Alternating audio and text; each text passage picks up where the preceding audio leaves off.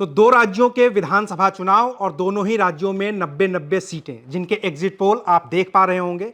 लेकिन ये exit poll कितने सटीक हैं, ये एग्जिट पोल कितने अनुमानों में बदलेंगे और क्या यही एग्जिट पोल असली अनुमान रहने वाले हैं, इसके लिए हमारे साथ बातचीत करने के लिए मौजूद हैं CSDS से संजय कुमार सर और वरिष्ठ पत्रकार आदेश रावल जी। सर, कैसे देख पा रहे हैं आप पूरे एग्जिट पोल को? सबसे पहले आपसे यही बात जानना चाहते हैं। देखिए, इस वक्त तो अनुमान है, आज 5 तारीख है, आज हरियाणा में वोट पड़े हैं और जम्मू एंड कश्मीर में वोट 1 तारीख को खत्म हो गया था। इस वक्त अनुमान है और दिक्कत यह है इस एग्जिट पोल की कि हमें विधि का पता नहीं चलता कि ये किस प्रकार से किया गया, लेकिन कुल मिला के जो एग्जिट पोल के अनुमान हैं वो उसी ओर इशारा कर रहे हैं जिस ओर सब लोग अनुमान लगा रहे हैं पिछले 2 महीने से। तो मुझे लगता है कि काफ़ी क्लोज होने की पूरी गुंजाइश है। एक चीज और मैं देख पा रहा हूं सर कि 20 से 29, 30 से 52, ये इतना बड़ा डिफरेंस तो पहली बार हम एग्जिट पोल में इस तरीके से देख पा रहे हैं। क्या ये इसलिए सेफ गेम खेला जा रहा है कि 2024 में बहुत सारे अनुमान गलत हो गए थे लोकसभा में? अब ये 30 से 52 क्या था ये तो मैं नहीं जानता, लेकिन हाँ ये जरूर है कि बहुत बड़ा मार्जिन नहीं दे सकते। 90 तो कुल सीटें हैं और अगर आप ये कहें कि 20 से 35 सीटें कोई जीत रही है पार्टी, तो मुझे लगता है कि आप खुद अपने आप पर भरोसा नहीं कर रहे, अपने एग्जिट पोल पर भरोसा नहीं कर रहे। मार्जिन देना चाहिए, मार्जिन हमेशा देते हैं। हम किसी के से मिलने भी जाते हैं तो कहते हैं भाई मैं 8 बजे पहुंच रहा हूँ, 5-10 मिनट इधर उधर हो जाएगा, लेकिन इतना बड़ा मार्जिन नहीं दे सकते। मुझे लग रहा है कि अगर आप इतना बड़ा मार्जिन देते हैं तो अपने आप पे भरोसा नहीं कर रहे हैं।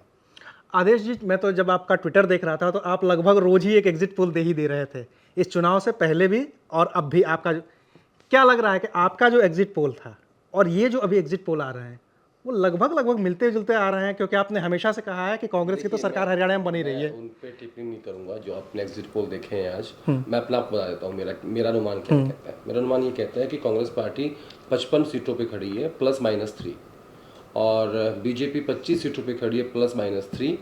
10 मैं अदर्स को दे रहा हूँ। अदर्स में INLD और इंडिपेंडेंट शामिल हैं। लेकिन मैं साथ साथ ये भी कहूँगा ये जो 10 का अदर्स का नंबर है ये धीरे धीरे कम होगा, क्योंकि चुनाव बाइपोलर है, 2 पार्टियों के बीच में है।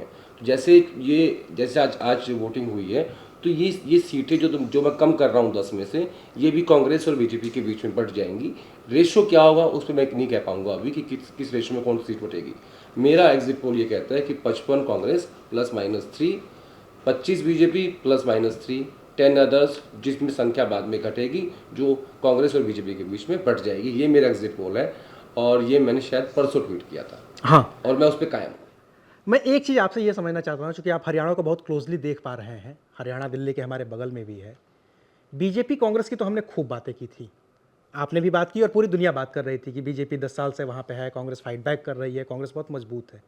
एक पुरानी पार्टी इंडियन नेशनल लोकदल, एक वो, और एक जो पिछली पार्टी कमाल की उभर के सामने आ गई थी जननायक जनता पार्टी, इन दोनों के साथ हुआ क्या है इस पिछले 5 साल में?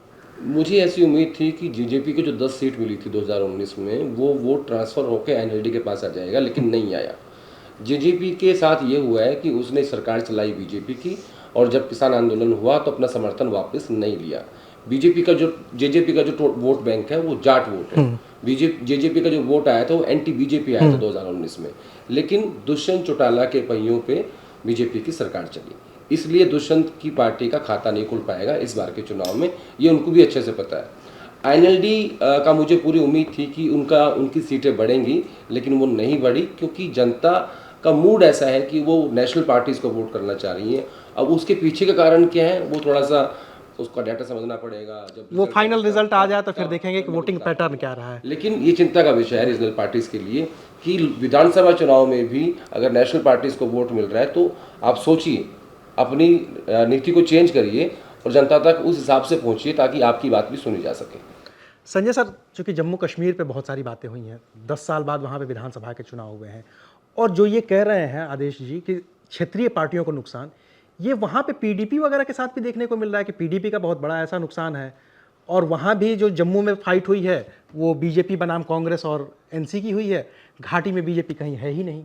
अब बिल्कुल जम्मू एंड कश्मीर में 2 अलग तरह के चुनाव हैं। जम्मू के रीजन में निश्चित रूप से बीजेपी बहुत मजबूत है और सीधा सीधा मुकाबला कांग्रेस और NCP गठबंधन के साथ है। लेकिन आप जब घाटी में जाते हैं, जब कश्मीर वैली में जाते हैं, वहाँ बीजेपी नदारद है और वहाँ पर मुख्य मुकाबला रीजनल पार्टियों के बीच है। उसमें PDP भी है, NC नेशनल कॉन्फ्रेंस ने कांग्रेस के साथ गठबंधन किया है और तमाम छोटी छोटी पार्टियाँ हैं। तो 2 अलग तरह के चुनाव हैं।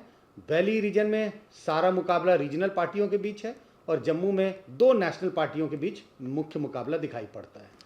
ये अभी अभी जो आया है एग्जिट पोल, उसमें एक तरीके से दिख रहा है कि नेशनल कॉन्फ्रेंस और कांग्रेस वहां तक पहुंच गए हैं जहां वो सरकार बनाने के बहुत करीब हैं और महबूबा मुफ्ती कह रही हैं कि ज़रूरत पड़ेगी तो हम समर्थन कर देंगे। आपको लगता है कि ऐसा हो पाएगा? अगर ये महबूबा मुफ्ती नेशनल कॉन्फ्रेंस को समर्थन कर देंगे तो अभी तो कुछ सरकार में थोड़ी बहुत हिस्सेदारी पा जाएंगे, फ्यूचर तो नहीं खराब हो जाएगा इन लोगों का?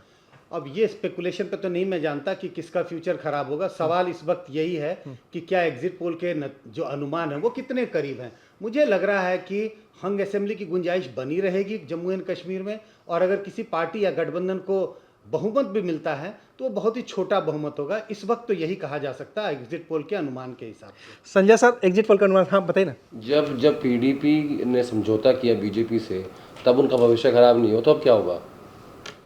अब तो अब तो भविष्य खराब होता हुआ 6 सीटें पर सिमटते हुई नजर आ तो रही हैं।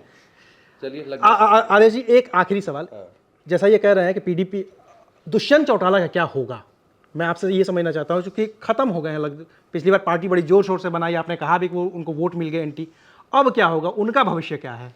उनकी आयु मेरे हिसाब से 36-37 साल है। राजनीति में कोई खत्म नहीं होता, युवा हैं।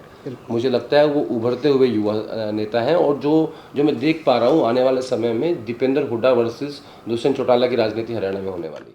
चलिए, ये तो थे सिर्फ एग्जिट पोल।